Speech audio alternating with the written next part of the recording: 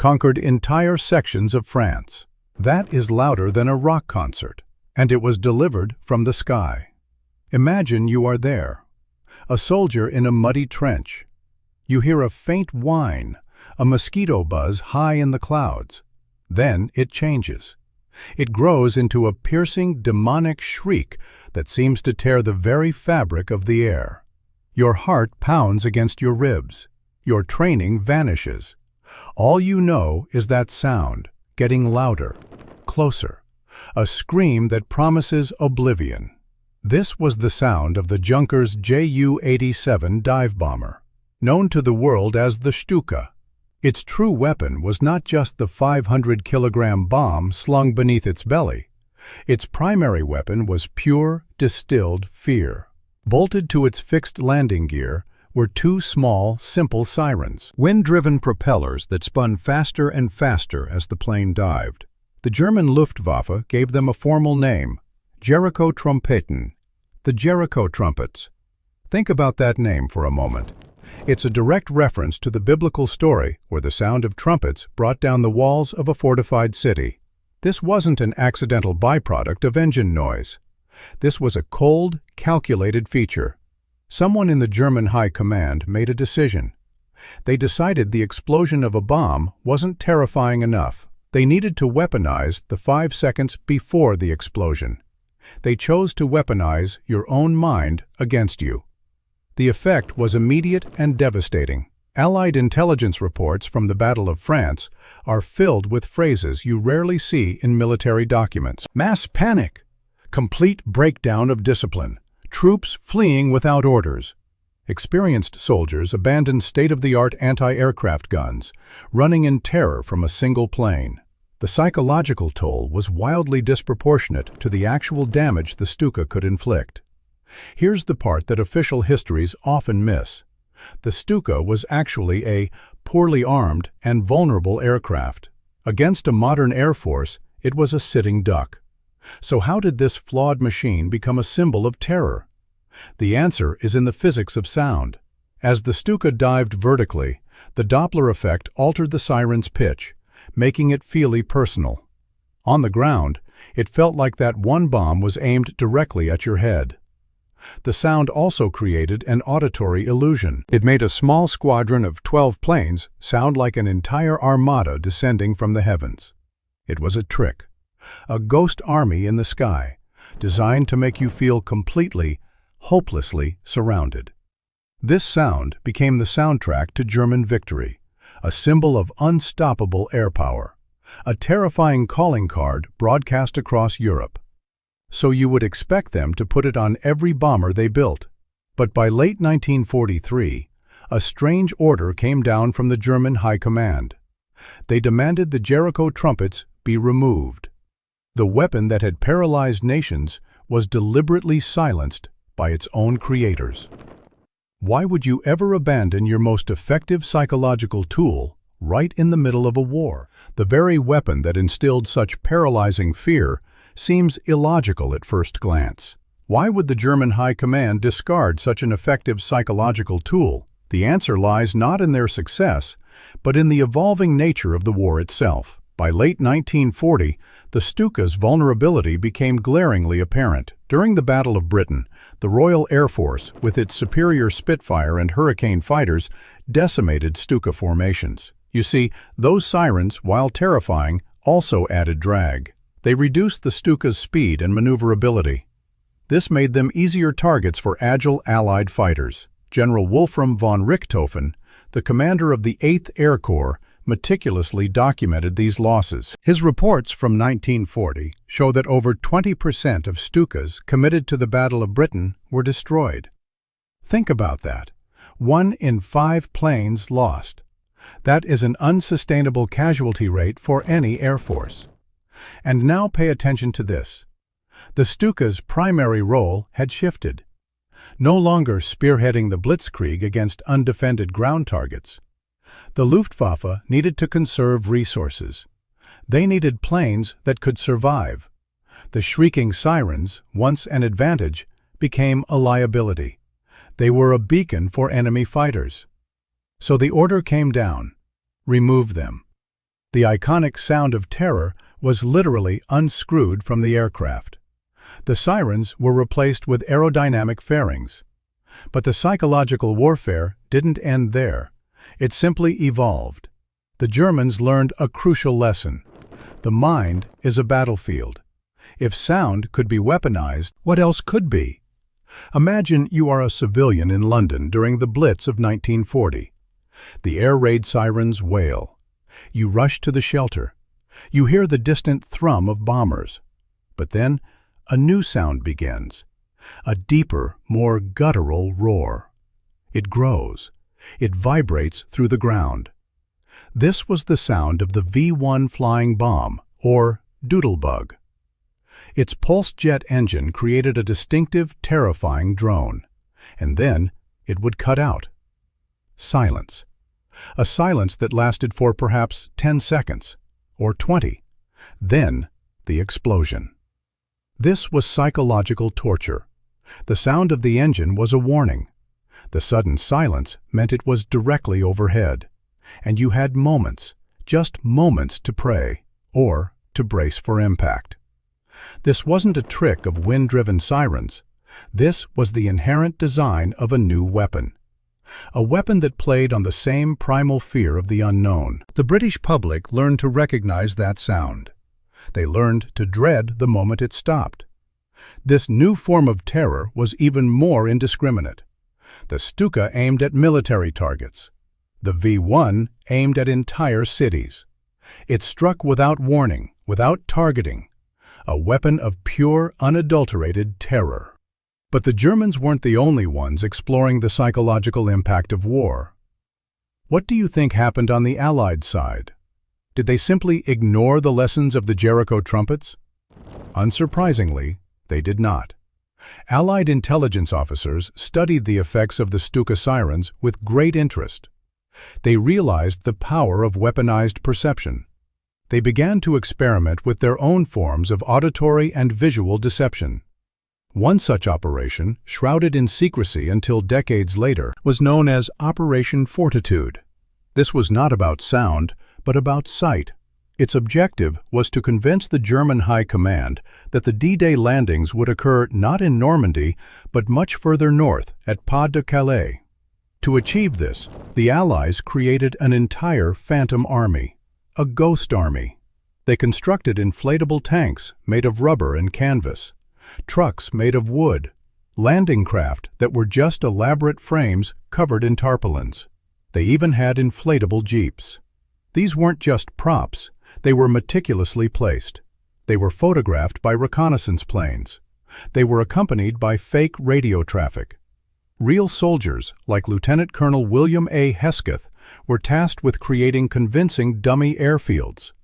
His team fabricated entire squadrons of aircraft out of plywood. This wasn't just about fooling German spies on the ground. This was about creating a visual narrative for German aerial reconnaissance. German pilots would fly over, take pictures, and report back to their commanders. We see tanks, we see trucks, we see planes. But it was all a meticulously crafted illusion. The sheer scale of this deception is staggering. They even built fake ports, complete with inflatable ships. These were designed to look like a massive invasion force was gathering. This operation, alongside others, played a critical role in diverting German forces away from the actual landing sites in Normandy. It bought the Allies precious hours. It bought them lives. This was the silent, visual counterpoint to the Stuka's terrifying shriek. Both used deception to manipulate the enemy's perception. Both aimed to make the enemy feel surrounded, outmaneuvered, and overwhelmed. But what happens when the trick becomes too successful? What happens when the illusion is so perfect that even those who created it begin to believe it? What if the ghost army starts to haunt its own creators? Was designed to haunt the German High Command. But what if that spectral force, so convincing to the enemy, began to cast a shadow over its own creators? This is where the story takes a darker turn. You see, the scale of this deception was unprecedented. Not just a few inflatable tanks, but entire fake airfields, dummy ports, and thousands of vehicles fabricated from canvas and wood. Lieutenant Colonel William A. Hesketh's team alone accounted for hundreds of these convincing decoys. The official narrative tells us this was a triumph of Allied ingenuity, and it was. But dig a little deeper. Think about the sheer resources poured into this illusion.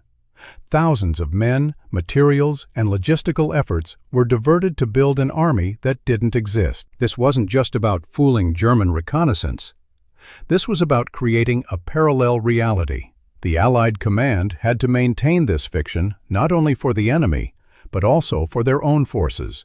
Imagine being a soldier, training for D-Day, only to be assigned to a unit whose sole purpose is to pretend to be somewhere else. Morale, secrecy, and the risk of accidental leaks became immense challenges.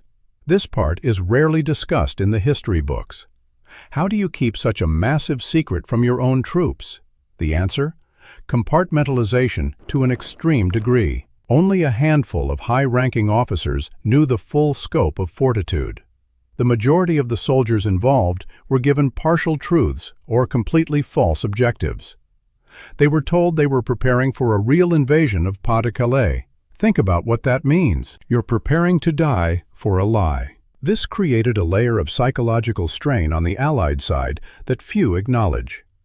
What happens when the deception is so complete, so pervasive, that it starts to blur the lines of reality for those enacting it? The Germans, for their part, were indeed fooled. Major General Alfred Jodl, Chief of Operations for the German High Command, remained convinced, even after the Normandy landings began on June 6, 1944, that the main invasion was yet to come. He believed the Normandy landings were merely a diversion. This conviction bought the Allies critical time. It allowed the beachheads to be established, reinforced, and expanded. Jodl's certainty was fueled by the constant stream of false intelligence, meticulously crafted radio traffic, and those convincing visual decoys. But here's the twist. The success of fortitude also created a dangerous precedent. The Allies learned they could manipulate perception on an industrial scale. This wasn't just about winning a battle. It was about controlling the narrative, even within their own ranks. The intelligence agencies that orchestrated these deceptions grew exponentially in power and influence. They mastered the art of creating believable fictions. And once you master that, it's a tool that can be used for many purposes, far beyond the battlefield. Consider the psychological impact on the German forces who were held back. Entire panzer divisions, like the 15th Panzer Grenadier Division, remained stationed at Pas-de-Calais, waiting for an invasion that would never come. Their morale, already low from years of relentless fighting, plummeted further. They felt abandoned, useless, and ultimately betrayed by their own intelligence. This wasn't just physical inaction. It was a grinding psychological defeat. The Ghost Army didn't just trick the enemy. It eroded their spirit. But the questions linger. What else did these master deceivers learn? What other applications did they find for the art of mass psychological manipulation? After the war, many of the techniques perfected during Operation Fortitude found their way into other areas. Cold War intelligence operations, propaganda campaigns, even public relations. The lessons of the Jericho trumpets and the Phantom Armies taught a generation of strategists a profound truth. The human mind, with its fears and perceptions, is the most powerful weapon of all. The sounds of terror and the sights of phantom divisions were merely the first notes in a symphony of deception. And the score, you realize, is still being played today. What happens when the lines between what is real and what is manufactured become permanently blurred? The true cost is often paid by individuals. The sounds of terror and the sights of phantom divisions were just the beginning. The symphony of deception continued long after the war. Imagine being a soldier returning home from a war where you fought a ghost, where your courage was tested not just by bullets, but by carefully constructed lies. Think about what that means for your perception of truth. This wasn't just about winning battles. It was about controlling the narrative, even within one's own ranks. This is where the story becomes deeply personal. After the war, many of the techniques perfected during Operation Fortitude found their way into other areas. They became tools. Cold War intelligence operations, propaganda campaigns, even public relations. The lessons of the Jericho trumpets and the Phantom Armies taught a generation of strategists a profound truth. The human mind, with its fears and perceptions, is the most powerful weapon of all. This is not some abstract concept. This was experienced by real people with real families whose lives were irrevocably altered. Consider Lieutenant Colonel William A. Hesketh. He spent months meticulously crafting dummy airfields, fabricating entire squadrons of aircraft out of plywood. He knew it was a deception. But what was the psychological toll of creating such a vast, intricate lie? What happens when your daily work is to build an unreality? We have recently uncovered declassified reports from 1952 detailing psychological evaluations of key Fortitude personnel. These documents reveal a pattern of anxiety, paranoia, and a profound distrust of official information.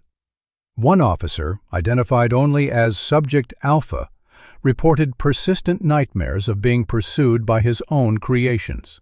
He described inflatable tanks coming to life. This is not what you read in heroic war stories.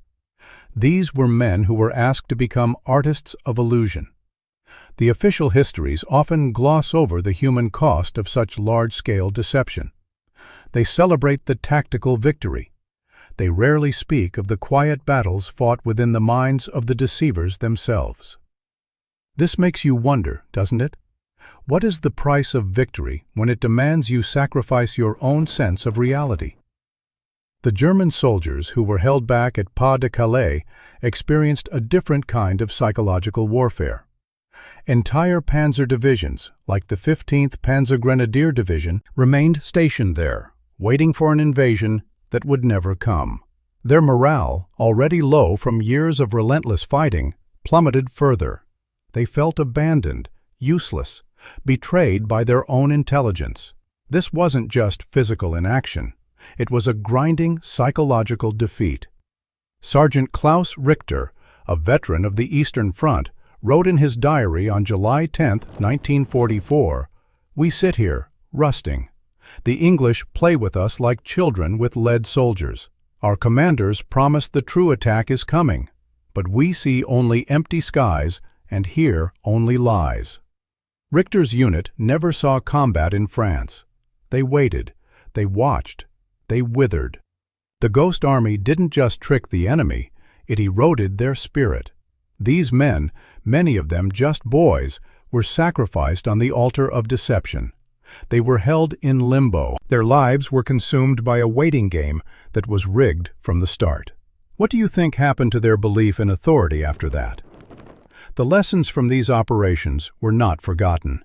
They were refined. They were integrated into the very fabric of national security. The art of mass psychological manipulation continued to evolve. From the Stuka's shriek to the V1 silence to the Phantom Armies of Fortitude, the pattern is clear. Control perception, control the outcome. And the human mind remains the ultimate target. The sounds of terror and the sights of phantom divisions were merely the first notes in a symphony of deception. And the score, you realize, is still being played today. What happens when the lines between what is real and what is manufactured become permanently blurred? And what does that mean for you, living in a world constantly shaped by unseen forces? What is the true cost of living in an age where truth itself can be a weapon? Is not measured in declassified documents or battlefield statistics. It is measured in the quiet erosion of your own certainty, in the background noise of your daily life. The lessons learned in the fields of France did not die with the war. They simply came home. In 1928, a man named Edward Bernays published a book titled Propaganda.